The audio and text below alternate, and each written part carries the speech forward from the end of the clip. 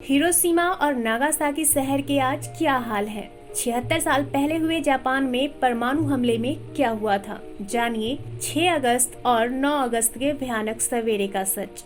Hello दोस्तों, आज से 76 साल पहले जापान के शहर हिरोशिमा और नागासाकी में एक परमाणु अटैक हुआ था, जिसके बाद पूरा शहर तहस नहस हो गया। दुनिया के इतिहास में पहली और आखिरी बार परमाणु बमों का इस्तेमाल दूसरे विश्व युद्ध में हुआ था, जब अमेरिका ने जापान के 2 शहरों हिरोशिमा और नागासाकी पर 6 और 9 अगस्त 1945 को हमला किया। तो चलिए आज हम आपको बताएंगे कि 76 साल बाद कैसी है इन दोनों शहरों की जिंदगी।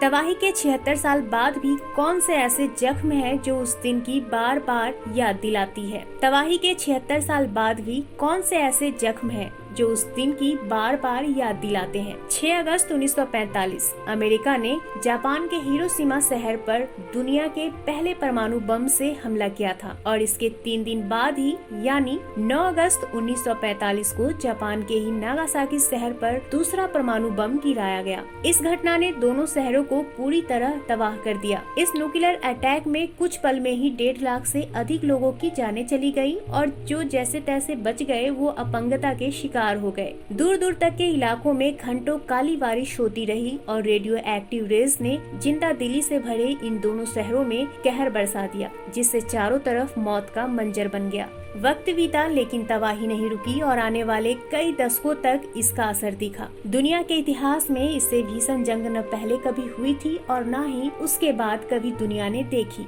दूसरा विश्व युद्ध जो 1939 को शुरू हुआ था वो दुनिया भर में तो धीरे धीरे थम रहा था, लेकिन जापान की किस्मत में कुछ और लिखा था। ऐसे में अमेरिका ने एक ऐसा कदम उठाया जिसे न किसी ने सोचा था और न ही किसी को उम्मीद थी। हिरोशिमा पर अमेरिकी परमाणु हमले को 1941 के अमेरिका के 9 सैनिक बेस पर्ल हार्बर पर किए गए जापानी सेना के हमले का बदला माना गया था।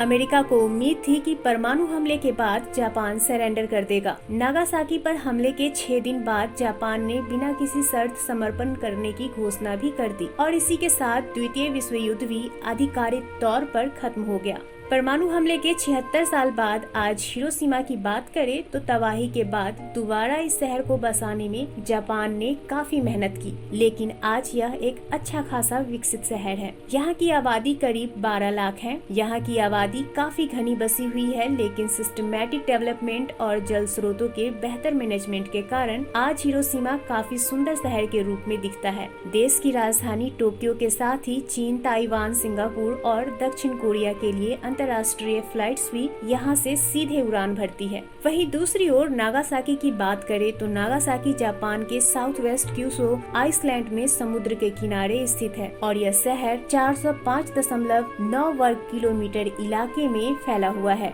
यहाँ की आबादी 4,07,000 के करीब है। परमाणु बम हमले की मार झेल चुका जापान आज अपनी तकनीक और मेहनत के बदौलत दुनिया के सबसे विकसित देशों में से एक है, लेकिन उसकी प्रतिज्ञा साफ है कि वह देश में परमाणु हथियारों का स्वामित्व, उत्पादन या अनुमति नहीं देगा। परमाणु तकनीक को वह केवल शांतिपूर्ण तरीके से ऊर्जा उत्पादन के लिए इस्तेमाल का समर्थन करता है। हालांकि दुनिया की आज की तस्वीर जापान जैसी नहीं है। दुनिया में परमाणु हथियारों की रेस तेज ही होती जा रही है। न्यूक्लियर वॉर दुनिया की एक ऐसी वॉर है जिससे पूरा एक देश चंद मिनटों में तबाह हो सकता है और माना जा रहा है कि अगले वर्ल्ड वॉर का कारण न्यूक्लियर वॉर ही होगा। ये तो देखने की बात है। आपका इस बारे में क्या सोचना है, हमें नीचे कमेंट सेक्शन में बताएं। मिलेंगे आपसे अगली वीडियो में, तब तक के लिए धन्यवाद।